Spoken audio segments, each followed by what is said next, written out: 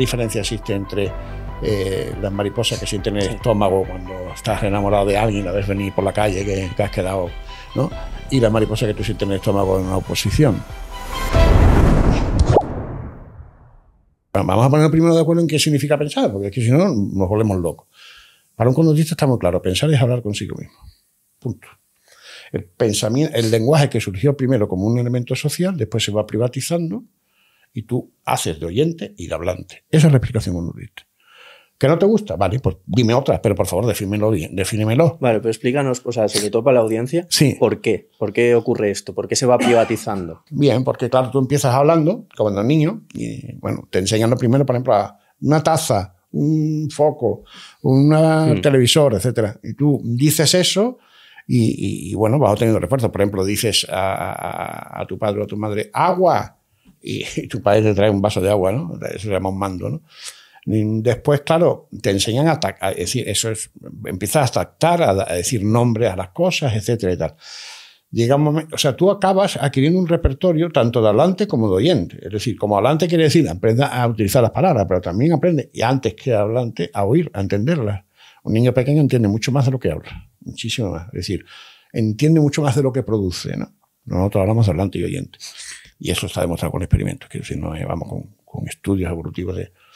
Entonces, en la medida en que el niño ya tiene un mínimo repertorio de entender los enunciados que otros emiten y de construir esos enunciados dirigidos a otros, hombre, pues entonces él puede ya hablar consigo mismo, claro, porque en ese momento puede empezar a hablar y a interiorizar.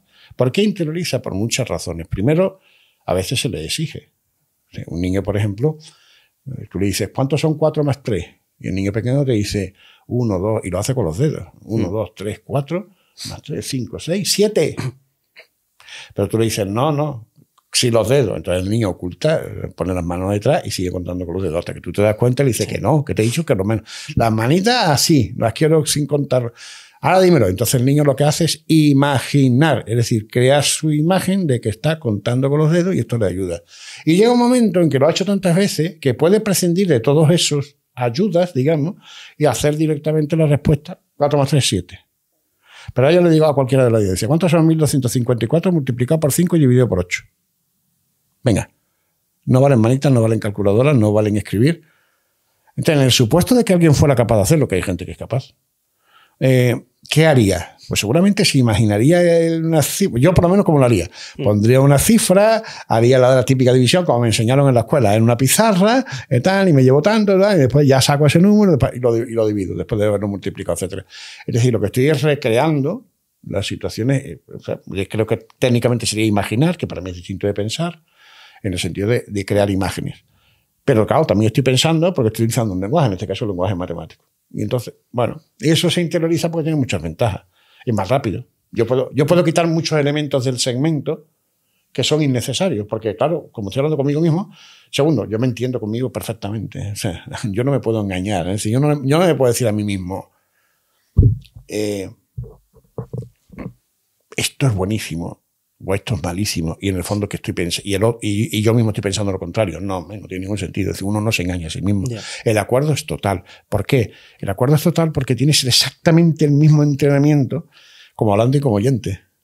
Si las palabras significaron lo mismo porque te entrenaron exactamente en las mismas situaciones. Es que eres tú, es una unidad, ¿no? ¿Entiendes? Entonces, y por esto se produce, ¿no? Ese lenguaje privatizado, que es más económico, que a veces es sancionado que sea público. Claro, yo puedo pensar la realidad de alguien, no sé, yo puedo estar pensando ahora mismo, qué coñazo esta entrevista, pero podría estar pensando, no, que no es el caso. Pero claro, yo muestro solidaridad por una cuestión de reforzamiento social, etcétera. Si digo estas cosas, no me vuelven a llamar, o yo qué sé, ¿no? Claro, entonces hay muchas razones para privatizar el hablar con uno mismo. Pero la máquina lo hace. El otro día le pregunté, precisamente cuando me hablaste de la entrevista, le pregunté directamente a Gemini. Sí. Y oye, cuando tú dices estoy pensando y yo le doy, y entonces siempre piensa en inglés, esto es muy gracioso.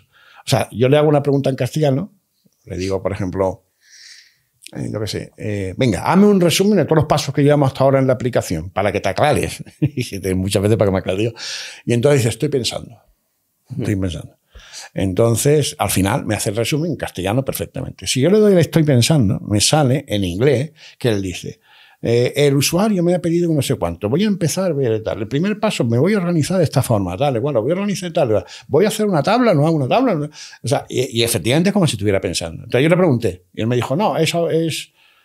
Claro, me contestó mal. Me contestó mal porque ha leído mucha literatura mala, psicología. Me dijo, no, yo no puedo pensar porque como modelo de lenguaje que soy y tal, no tengo subjetividad, no tengo... Digo, vamos a ver. Yo lo que quiero preguntarte es, todas estas frases que yo puedo abrir cuando hablo, estoy pensando, que por cierto lo haces en inglés, ¿de alguna forma te son necesarias o podías dar con la respuesta directamente y tal? Y dice, no, me dijo, claramente yo organizo un plan, voy leyendo cada frase y te voy comprobando con respecto a toda la conversación que llevamos anteriormente, voy validando. Está pensando. Es decir, está utilizando el hablar consigo misma como manera de guiar la respuesta final que me va a dar la conducta pública, el output. ¿Y puede haber pensamiento no verbal entonces o no? Yo es que creo que esto no es cuestión de acuerdo. O sea, quiero decir, la definición que yo siempre he visto en análisis de la conducta ha sido que era verbal. El pensamiento era hablar. Imaginar es una conducta privada que no es verbal, pero consiste en crear imágenes, es decir, crear imágenes, no crear, es decir, consiste en hacer lo mismo que cuando percibes algo, solo que el algo no está, el estímulo discriminativo no está. Claro, si lo haces perfectamente no estás imaginando, estás alucinando. Y eso se debe a razones muy diferentes. Sí. Las alucinaciones, por cierto, se pueden producir, pero las ilusiones ópticas, ¿no? Vamos, las ilusiones, no las ilusiones ópticas, las ilusiones, ciertas equivocaciones, ¿no? Vamos, yo en eso he trabajado experimentalmente en los últimos años con humanos, de que vieran, por ejemplo, contaran el número de rojos o de verdes que había, de circuitos rojos y verdes en una pantalla, ¿no? Entonces resulta que yo al principio le había enseñado, le había presentado una serie de entrenamientos, en donde, por ejemplo, seguía mucho más rojo, y el sujeto nada más que tenía que elegir rojo o verde, toda etiqueta abajo. Y si decía rojo y oía más rojo, siempre tenía que elegir la que más número tenía. Lo decía bien, decía muy bien, muy bien, muy bien. Azul, muy bien, claro. Vale, sí. Pero de poco a poco, en el entrenamiento, la cosa fue muy difícil de discriminar, porque a lo mejor eran 200 puntitos y había 1 o 2 de diferencia, ¿me entiendes?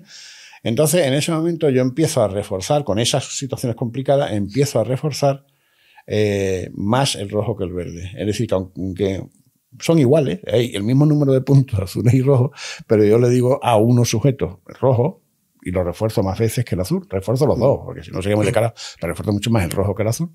Él cree que efectivamente está descubriendo diferencias que no las hay, porque no le da tiempo a ver y contar. Y sesga posteriores preguntas, ¿me entiendes? Entonces, claro, aquí yo estoy produciendo una especie de percepción falsa, de que el sujeto ve diferencias donde no las hay, etc. Entonces, es un tema muy interesante, ¿no? Es decir, imaginar en el fondo es hacer el propio comportamiento que tú haces ante el estímulo discriminativo correspondiente. Yo, por ejemplo, estoy viendo ahora una mesa, un foco, etcétera, tal, igual, claro, entre otras cosas. Estoy viéndolo, por cierto, con una cierta constancia de tamaño, de los colores se mantienen siendo azules, verdes, etcétera. Todas esas cosas las tiene que aprender el bebé, no las trae de fábrica.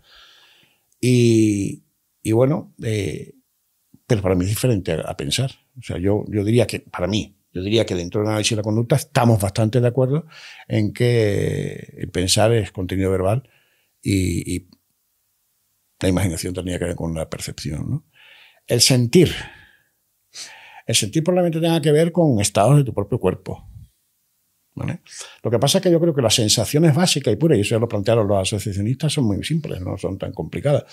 Lo que pasa es que a la medida que la contextualizamos en contextos verbales y en contextos no verbales, es decir, situaciones, le empezamos a poner etiquetas. Alegría, tristeza, celos, envidia, rabia. Empezamos a crear palabras que en el fondo los estados internos son idénticos, probablemente, pero lo que cambia es el contexto, etcétera, ¿no? Entonces, claro, ya es una cosa más, el mundo de las emociones es más complejo, ¿no? ¿Qué diferencia existe entre las mariposas que sienten en el estómago cuando estás enamorado de alguien, la ves venir por la calle que has quedado, ¿no? Y las mariposas que tú sientes en el estómago en una oposición? Son las mismas mariposas en el estómago y tiene que ver con, con unas reacciones fisiológicas, ¿no? Ante un estado de estrés, etcétera. Pero, claro, lo que cambia mucho es el contexto y somos perfectamente capaces de identificar porque, claro, cuando decimos ¿qué sientes? Y todo te contesta mariposas en el estómago y tal, como algo positivo. Oh, estoy flotando, no sé cuánto. O sea, tú describes aquello como algo positivo, apetitivo, etcétera, tal, mientras que lo otro como algo aversivo y tal. Claro, pero es que eso es el contexto, es tu historia de aprendizaje. Gracias por ver este vídeo, os dejamos por aquí un enlace a nuestra última formación y por aquí algunos vídeos que os pueden resultar de interés. Si estáis buscando ayuda psicológica, también podéis mirar en la descripción del vídeo donde encontraréis nuestra web y podréis solicitar asistencia terapéutica de un profesional confiable y que os ofrecerá ayuda psicológica basada en evidencia científica.